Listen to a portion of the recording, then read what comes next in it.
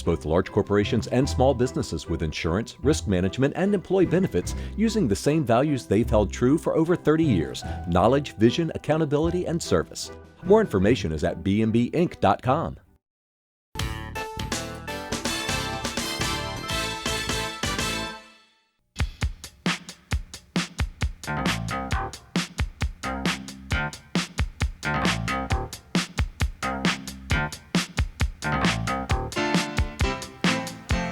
Hello, I'm Marcia Cavanaugh. Thanks so much for joining us. Errol is off tonight. In This the Week Before Independence Day, there was no freedom from crime, as a horrible incident in the French Quarter drew attention not only because of its brutality, but because of the police chief's accurate prediction that all suspects would be quickly jailed. We'll look tonight at the psychology of crime and what the police know, and at one mayoral candidate nevertheless calling for a change at the top. We'll also discuss preservationist complaints that they are being ignored by the city council, the mayor in Miami, and a new movie studio in the East. After a succession of legislative sessions, both regular and special, we'll examine how the governor and the lawmakers are performing. On the floor for us are tonight's informed sources: Kevin Litton, the reporter, NOLA.com, the Times-Picayune; Tyler Bridges, political reporter, the New Orleans Advocate; Jessica Williams, reporter, the New Orleans Advocate; and Mike Perlstein, investigative reporter, WWL-TV, Channel 4. We're going to start with Mike and talk about that brutal crime in the quarter. Two visitors, two tourists, beaten, and one still hospitalized because of his injuries caused by that beating. It's just really shocking to everybody. And these are four young people who resided in Covenant House who allegedly perpetrated this crime. Right. Three of the four were staying at Covenant House, which is sort of a shelter for homeless and runaway youths. And the fourth of the alleged perpetrators was listed himself as homeless. So clearly, we're talking about very at-risk, youngsters. They're none of them were juveniles, age range 17 to 21. But it does shine a window into, frankly, what goes on in New Orleans virtually every day. This one happened to be caught on camera, got very, very wide publicity, was a top of the news item for several days as they rounded up suspects, as you mentioned. Chief Harrison promised quick arrests, and I think he was emboldened to say that, but when he did make that announcement, they had one suspect in custody already. It appears he had provided the names of the others, at least the ones he was able to provide, and it really was just a matter of time. This was typical in some ways. Obviously, we've had a crime spike that goes back almost a year now that the New Orleans police have not been able to get a handle on. It was atypical in another sense. There was no gun involved. Now, that leads police to believe that these were not career robbers who really like to get away with the property without any violence or hassle, and even what seems like, very in-your-face extreme robberies like carjackings. They are, the goal is to make away with the property. In this case, they basically were muggings. These two gentlemen basically tackled and punched from behind, and what seemed very cold and heartless, caught on video, was as these two victims were down on the pavement, perpetrators rifling through their pockets, taking their belongings. Now, the gentleman who was very, very badly injured, and the last report was that he has suffered brain damage, still in the hospital, still in intensive care, taken off a ventilator, which shows just how serious it was, and I think he's still listed in critical condition. It does appear that perhaps the perpetrator, didn't mean to injure the victim to that extent. It was basically a punch from behind in which he caught him in a way that it appeared that he was unconscious on his feet. So he was not able to brace himself and hit the hard pavement in a way that caused a severe head injury, lost teeth, a lot of blood on the scene. So it's quite horrific and a nightmare for New Orleans when it comes to PR. These are visitors from out of town, part of a And it raises the issue of how safe is the French Quarter. You know, we invite our tourists to come to the Quarter, and you hear of an incident like this, it gives people pause.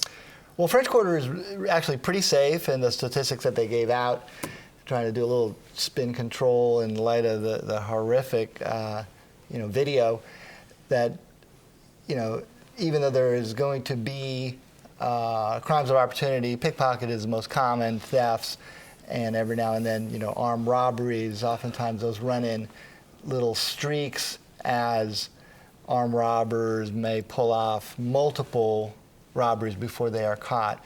But it is not that frequent simply because the French Quarter is saturated with law enforcement. Including state cops. NOPD, state police, you have the mobile units, a lot of additional, private security, and cameras everywhere.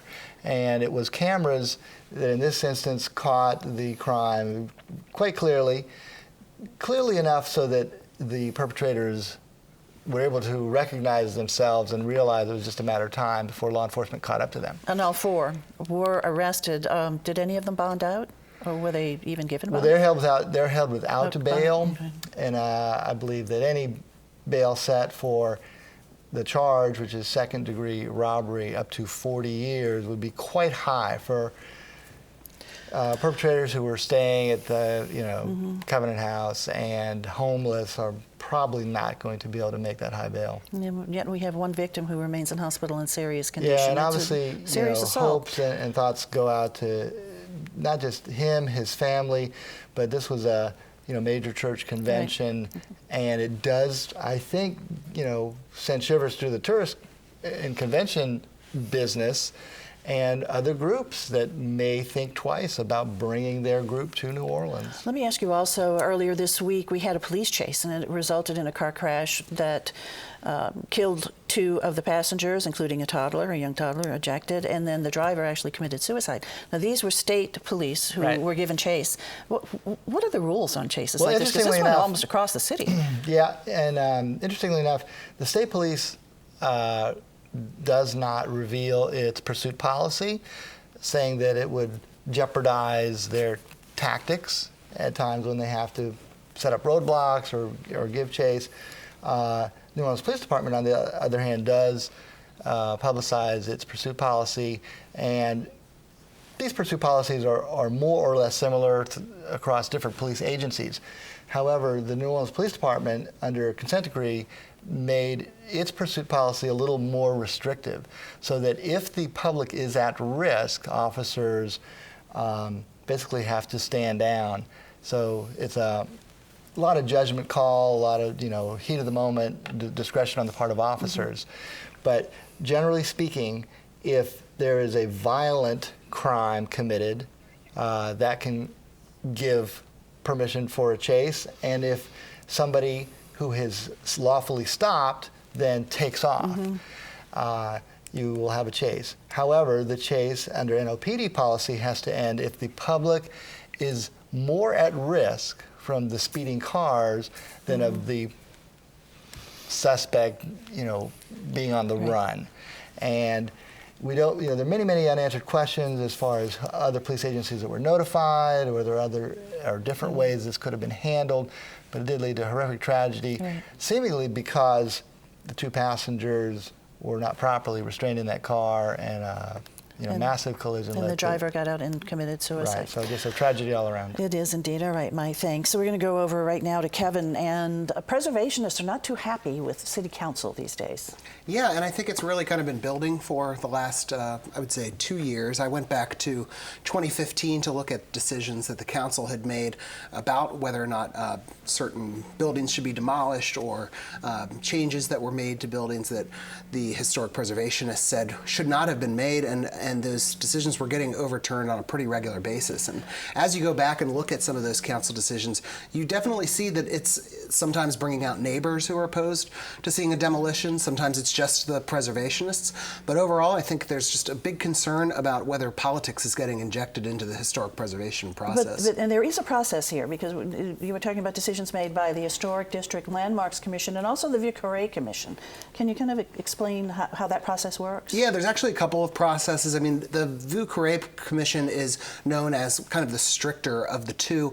They can regulate anything from the paint color that you're using on buildings. They go pretty in depth into their process. And then the HDLC is more of like a citywide, and they look at historic districts and they also look at landmark buildings. So landmark building could maybe not be in a historic district, but it's considered a building that is so unique to New Orleans' historic character that it needs to be preserved. And then historic districts can be broken up in a couple of ways. It makes it harder to demolish throughout the district, but then there's also parts of the district such as St. Charles Street, which they have a little more authority to govern how the buildings actually look, in addition to demolition. And so what's causing the concern among preservationists is the fact that these two agencies perhaps will come up with a ruling and the City Council will overturn it.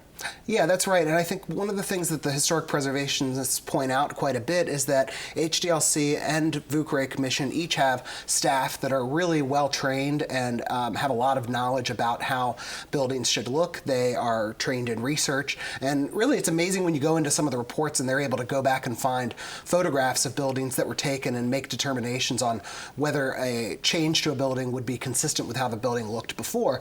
And their concern is that once you have a staff determination, which is really made on kind of, very deliberate facts and research, that once the council gets involved, they may not have that training, and then, they may be thinking, I want to do something good for a constituent, or I want to, I'm sympathetic to maybe some hardship that a constituent may have gone through with their building, and maybe more sympathetic to what's going on in on that building. City Councilwoman Nadine Ramsey, isn't she the one particularly gets pointed to?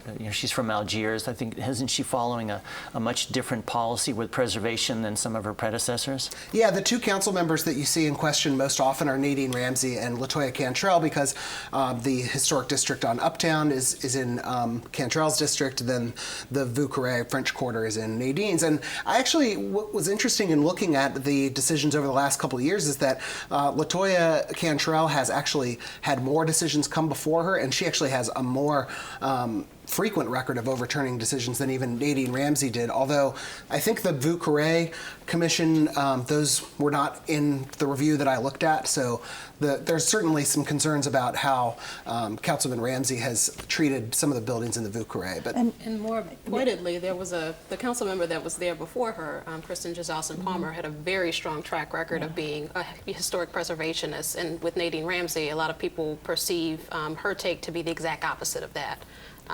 And so VCC, the Vieux Carré Commission, has actually sued the council? Is that they have, not over an overturned decision, but over a decision to basically say, we're coming in, VCC tells us that we're going to defer a decision on your project because you haven't submitted all the required documents. Well, instead of submitting all the required documents, I'm going to go to the council, said the applicant that's now the subject of a lawsuit. And they actually got a small victory on that in court recently. The judge the judge ruled that they would have no work to be done on their project until the case plays out, and really very strongly came down in the favor of the Vieux Carré Commission on that point. So could set a precedent for future decisions.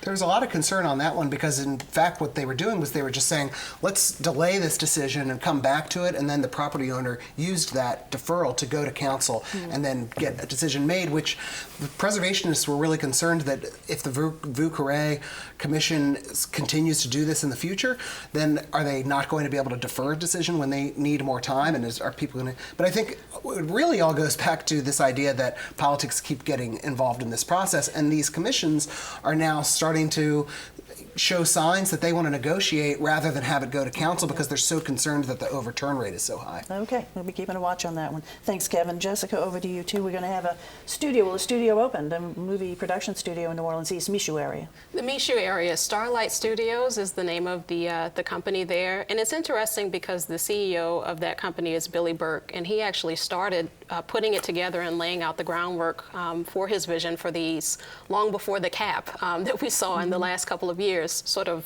put a wrench in everything.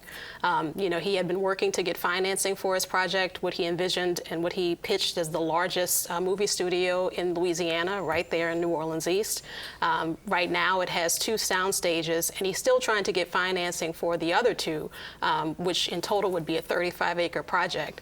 But, his was one of the projects that did not get any of the credits that were available to the to the producers, because again, he's looking to woo more movie producers to New Orleans with his studio. But a lot of the producers, or a lot of the studios that were locally, had seen a decline in business because those producers were afraid. But he really sees the recent passing of the legislative bill to be something that's going to give his project and other movie studios around the state more certainty as they move forward. Yeah, and the governor just signed that legislation, and again, that there was a big backlog of these tax credits that the companies had qualified for, and they're very generous tax credits. And the legislation passed by the legislature with the strong support of the industry is supposed to free up that backlog and give producers a sense that they will actually be able to cash in these tax credits that they qualify for. And I just point out that you know, this is the area where most of the movies are made. This is the one that generates most of the revenue for the local community, although it's very costly for taxpayers throughout the state. It's $180 million a year. And then ultimately it'll go to $150 million in terms of tax credits? Right, under the change of the legislation that the governor has now signed into law. So with the new legislation, it's felt that movie producers will feel a little bit more secure about what they actually could get for their benefit? Yeah. And that in turn benefits the studios who are looking for folks to come in and lease it. Yeah. So that leads to the question, does he have any clients? He has one. He actually has a larger studio, and he has a client in place for that, a television show that's leased it out through the next 6 months. And the second one, the last I had talked to him, was that he was still advertising for anyone who wanted to come in and take that space as well. Okay, we wish him luck. Also, that's a real boost to the very long, underutilized stretch of eastern New Orleans. I know they had been seeking tenants for that New Orleans Business Park for years and years. Starlight had been on the drawing board for many years to come to fruition. At least it's a little bit of a start. And that's the area that was hit by the February 7th tornado. That's right, out there. So the studio really is in the Michoud Assembly Facility in that area? It is. It's not very far from NASA. Across the street. Okay, from NASA. Across the street.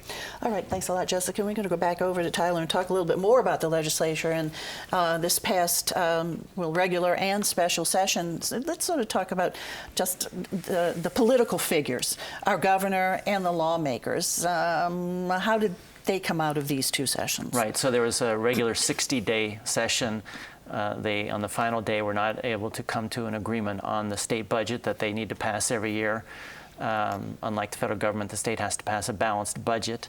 And so they went into overtime, a special session, and an interesting development happened there. The governor is allied with the state Senate, which has a Republican majority, but he's not allied with the state House, which for the first time elected its own speaker, which is also Republican controlled. But right there at the end of the special session, the moderates, Republicans in the state House, came together with the Democrats to pass a budget that was to the liking of the Senate and to the governor, which ended up being a defeat for the House Speaker Taylor Barra and the more conservative elements in the State House.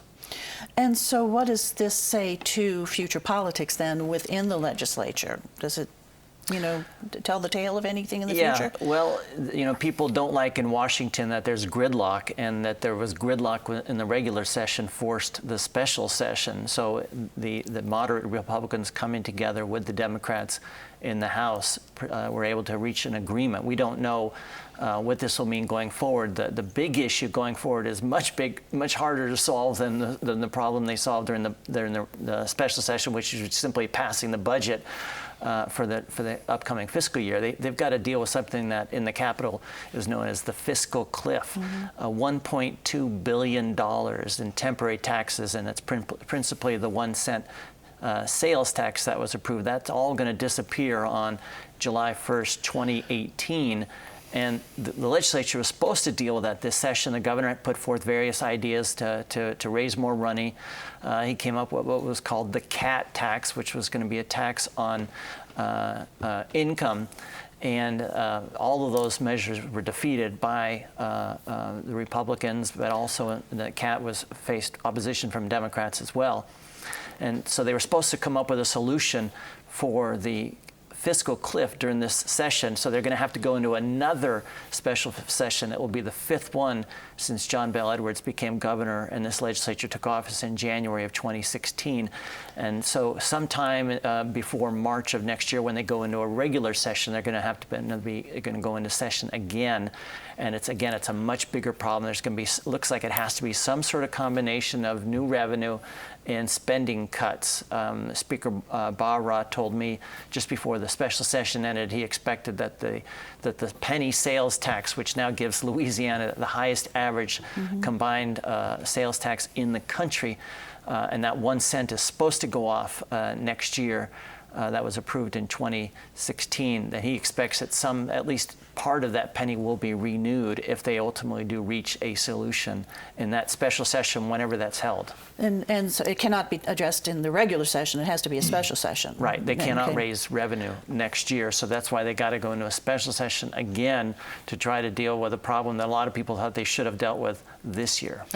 In a sense, I know they've been criticized for basically kicking the can down the road. Special sessions are expensive. I think it was $60,000 a day. And it has to be a special session next year to deal with it. So they've got to deal with it. What makes us believe that they will deal with it? They haven't dealt with it thus far. So that's a very good question, Marcia. We don't know. But except that they have to, because everyone has agreed, except the most extreme conservatives, that you can't simply cut $1.2 billion out of the part of the budget that's $9.5 billion. That's just too drastic.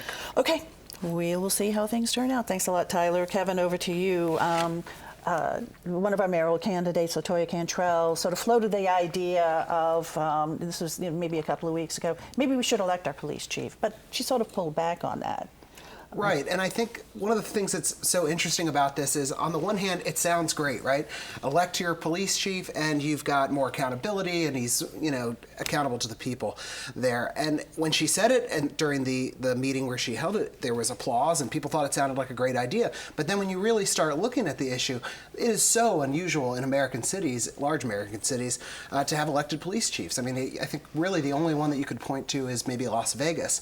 And what you normally see is that the police chiefs are hired by the mayor, and then they are generally very closely aligned with that mayor in terms of criminal justice policy and how you're going to roll out some of the enforcement strategies that you do. And if a mayor did want to relinquish that control and go to an elected system, it would take away a tremendous amount of their mayoral authority and mayoral power. And I think that's kind of what made it so surprising. And as a little more thought went into this, she started pulling back on it. I kind of called to see, is this something that she's still on board with? And at that time, they said, no, actually, she would appoint a police chief, and she does not want to go forward with Michael Harrison, our current chief. And this, of course, is all in the context of the conversation of crime and dealing with crime. And so this is something, once again, that we said that she sort of floated out there. But as you noted, I mean, that is a real... just a real important power tool of the mayor in selecting the police chief. Yeah, absolutely. I mean, you usually see, if things are not going well, then the mayor fires the police chief and has the ability to go another direction. If you had that elected position, it would take away some of that, the ability to do that. And in addition, you don't get to perhaps pick the best person from a nationwide perspective if you wanted to go that direction, although New Orleans... Or have direct involvement in the budget, too. Monetary issues. Marcia, I was talking to a pollster today who said that by far the single biggest issue in the mayor's race is going to be crime. And going to the issue of accountability that Kevin talked about, ultimately the person who is accountable is the mayor, and I have the impression that Mitch Landrieu wants to spend a lot of time going around the country. Now he's the head of the National Conference of Mayors. He's gotten a lot of attention from the monuments, people talking about a potential national ambition. This is going to be a big problem for him. He's going to have to spend more time in New Orleans dealing with that crime issue, right? Because people are very, very concerned, right? Well, crime really is his Achilles heel, and he basically is, blame is laid at his feet for cutting the police budgets, freezing hiring for 2 consecutive years, and leaving them 400 officers below budget. Right. Manpower problem. Then you guys have started this conversation. I wanted to bring Jessica into it about the mayor, and he's now the president of the U.S. Conference of Mayors, and he delivered a speech really emphasizing leadership on the part of mayors to direct their cities in positive directions. Do people really see this as a launching pad for him on the national stage? It certainly has been, although he's reluctant to claim any sort of outright exploration of the idea of running for a more higher profile position, such as president in 2020. But this was something that had been planned. He was the vice president of the same conference for the past year. He was always planned to step into the president's position. But it honestly, from the perspective of raising his profile, couldn't have come at a better time for him. I mean, he's just off the monument speech that got a lot of attention nationally, a lot of praise from national news outlets. A lot of folks are sort of looking for figures that would be seen as an unconventional path to the presidency, much like Donald Trump was, really a response to Donald Trump. Now, again, he said publicly to meet the press, he said to other news outlets that he is not considering running for president. But I don't think that has stopped the talk or the hope among some that he might choose to make that step. And any mayor has a really high leap to get into the big national stage and talk of a presidential run. I mean, the highest profile mayors of New York City, going back to Giuliani, Bloomberg, have made forays into that national stage and have not taken off. So a lot of it may be more hope than actual, reality. A lot of it may be more, we really need an answer to Donald Trump from the Democratic perspective. We really need an answer to Donald Trump that's going to be somebody that's unconventional. But he is now in this national platform, which we should say also that his father, Moon Landrieu, also held, as did Dutch Morial, and his son, Mark Morial, and then one other mayor, T. Sams Walmsley. And then one quote that I believe that you wrote that he said in this address to the conference was, a mayor spoke and a nation listened. So he definitely sees himself on a national stage. Okay, it is time now to look ahead. Kevin. Yeah, I think going back to that police discussion, one thing that we didn't really discuss is as this mayoral race goes forward and everybody's talking so much about crime and replacing the police chief, we've had a long history, 2 decades of police chiefs that have either come from within the department, left the department, or came back. So now do we do a nationwide search? Is there a police chief that they want to bring in who's going to have big ideas? I think there's going to be a lot of discussion about who is the next police chief. Okay. Tyler? Yeah, I keep the focus back on the governor. I think a really interesting question is now with the legislature out of session, and it's going to be a number of months until the special session is held, what is he going to be doing in the meantime? What are the governor's priorities for the coming months? What are the things that he's going to try to do to advance the interests and the benefit of the people of this state? All righty. Jessica. If crime is the next big issue that folks are going to be looking at, as Tyler mentioned, I think affordable housing would be another key issue in the mayor's race. You're going to see more and more candidates start talking about that, how people are getting priced out, just something to be keeping your eyes on as we hit qualifying in 2 weeks. 2 weeks, my goodness. Okay, Mike. Well, to shift gears completely, NBA free agency starts tonight at midnight, actually 12:01 Saturday, and the Pelicans haven't made many moves in the offseason. They only had 1 second-round pick in the draft, so they have one big glaring priority, which is to re-sign their point guard, Drew Holiday, but it's a wild and woolly start to the free agency period so far, so everyone will be watching closely to see what the Pelicans do. Indeed they will. Okay, thanks guys for being here. Thank you all for watching. Have a wonderful, safe 4th holiday, and we'll see you again next week for Informed Sources. Have a good evening.